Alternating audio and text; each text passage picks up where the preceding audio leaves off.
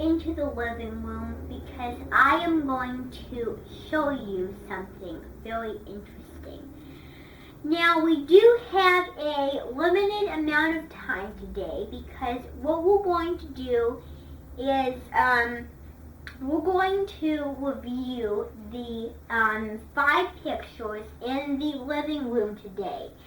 Because there were several pictures, because there's pictures in this room and there's also pictures in the living room, but I thought it would be a lot better if we review those pictures in the living room and not these today, because someone's going to be doing a section here and it is a little too messy to do them into. So, are there any questions?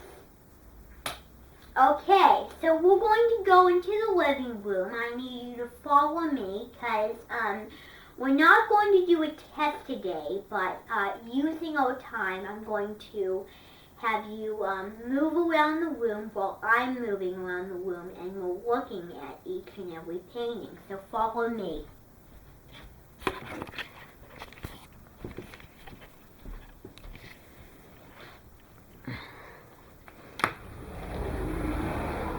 Now is everybody in a straight line? Alright.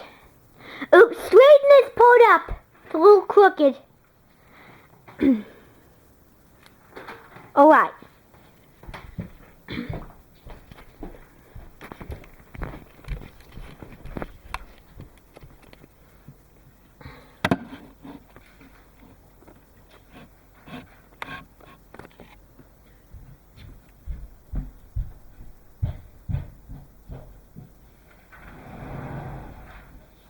Alright, find your seats.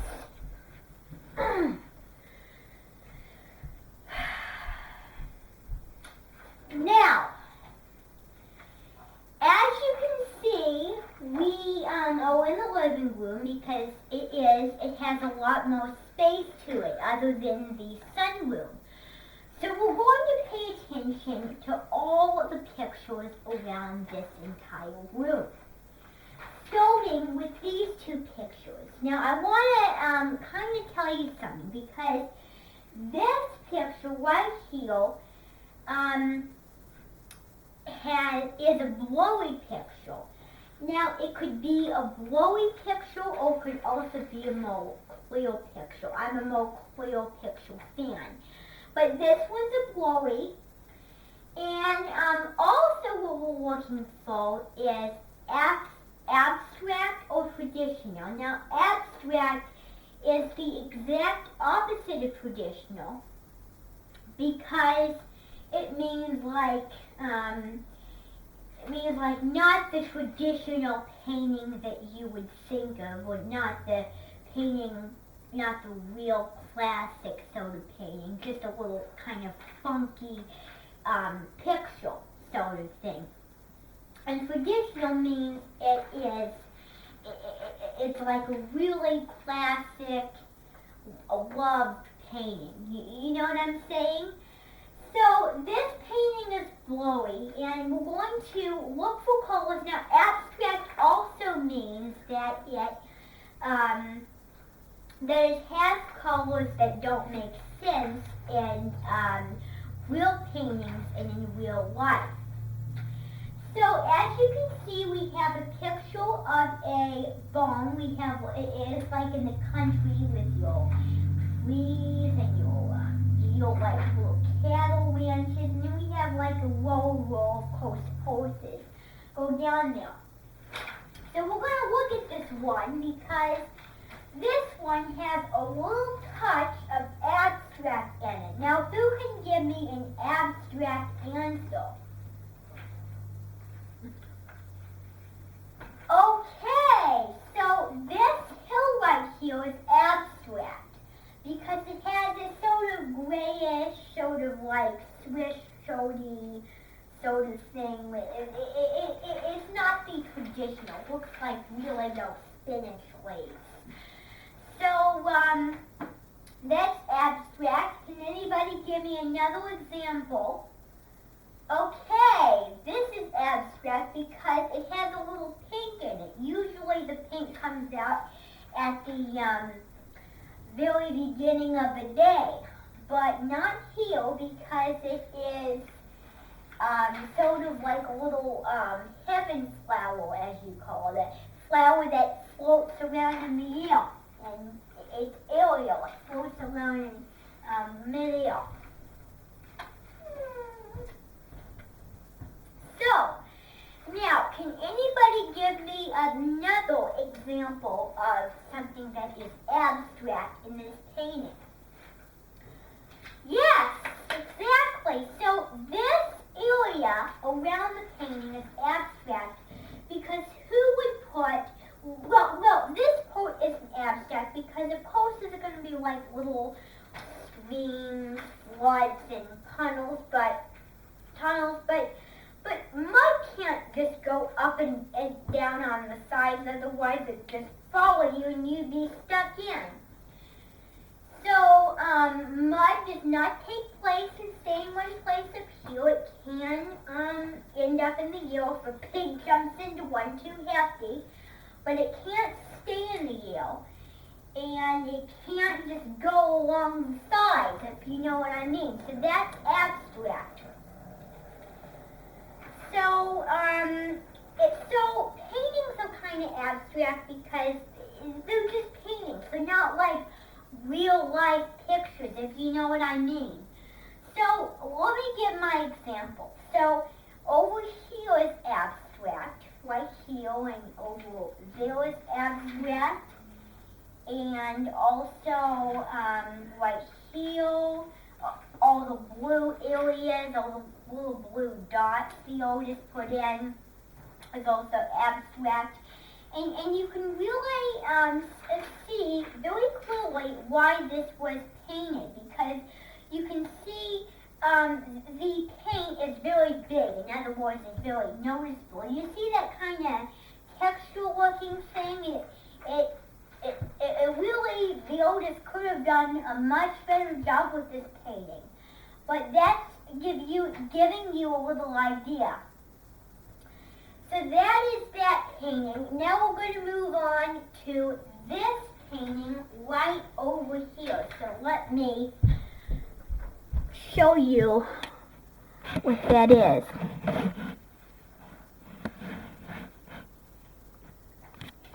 Okay.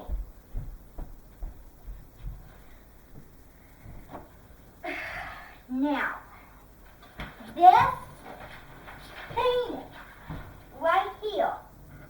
Now, as you can see, we're walking on the sort of like the walkways in Tokyo where you have your little stairs to walk up to big castles. So, who can give me something abstract about this painting?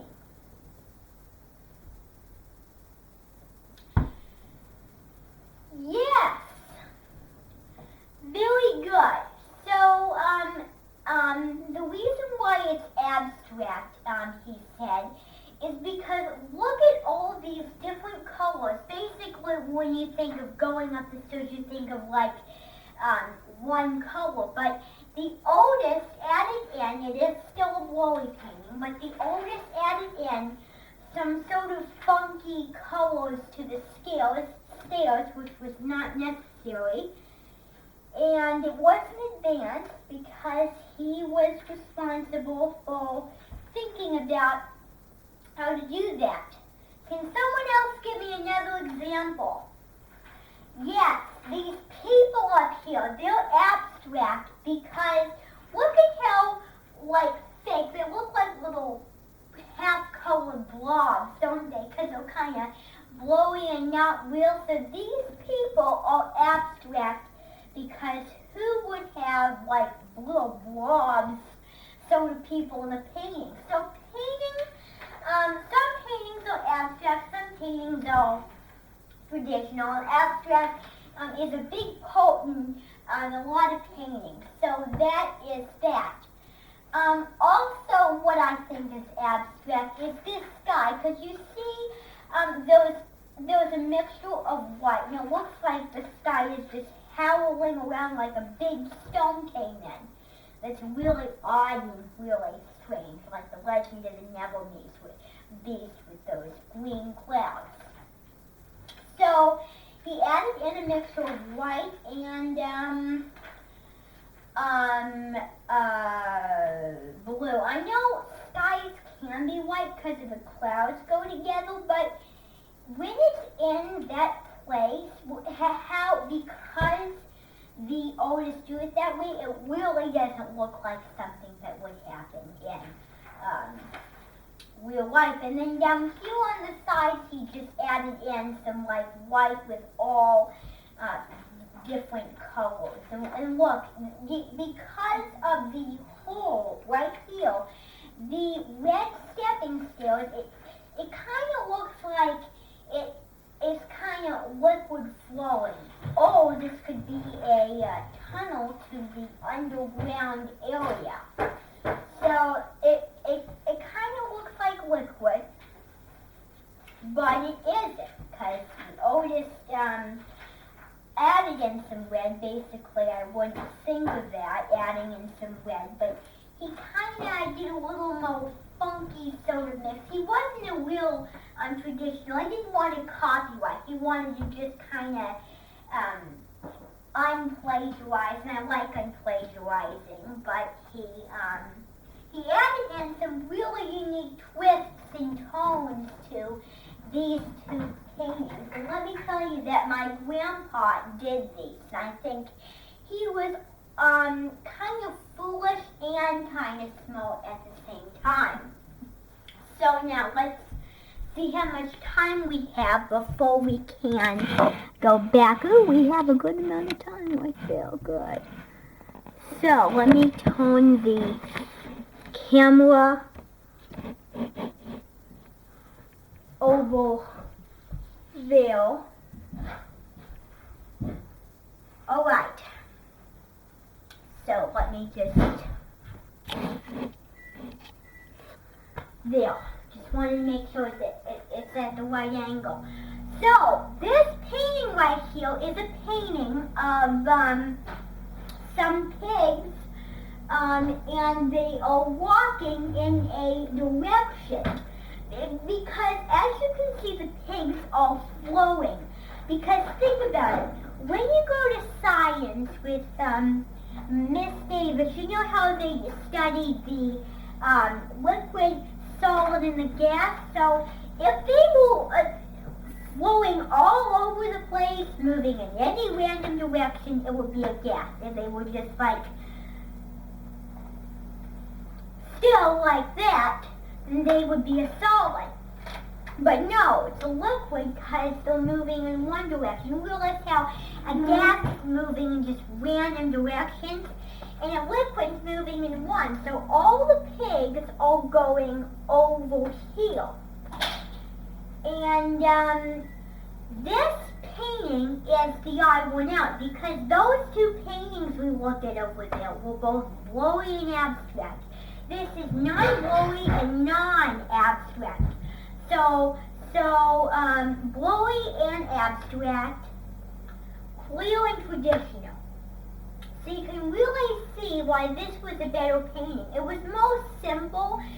It was non-funky. I can tell he took a little longer, but that's exactly what I like about it. I like it because it's more clear and it is like a real life picture, not anything funky. Good. And I like the little array of trees there, and then your sky. It's a really good painting. So now we're going to move on to a more light painting, which is going to be over here. Let me just make sure. Ooh, pretty good. So, now,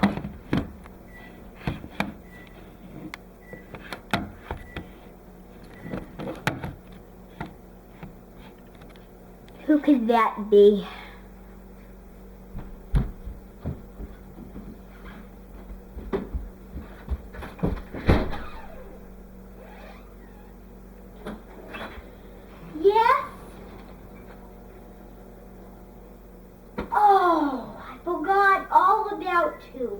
was just busy printing out a lot of copies because I had a lot of work to do, and because of that, I just forgot about it because I was really behind Sunday, Saturday, and Friday. So, well, you know my drill about Southern rules. I won't go, quiet up there! I won't go if it's sudden. I forgot, and I want a break. I understand that I forgot, and I'm sorry if I forgot. I was a little too busy. But it's really rude of you to come here and then act really stressed out and frustrated and mean to me that I forgot about it. I knew what I was doing, and then I forgot about it. And how dare you make me feel guilty? Well done.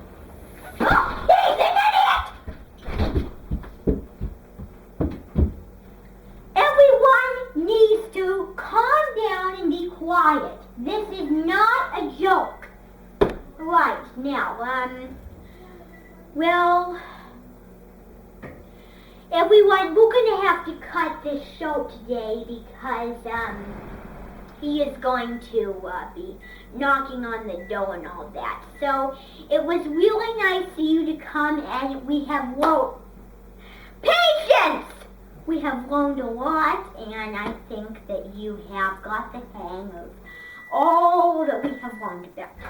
So, I'm going to go into the sunroom here, and I'll just let you out at the door here.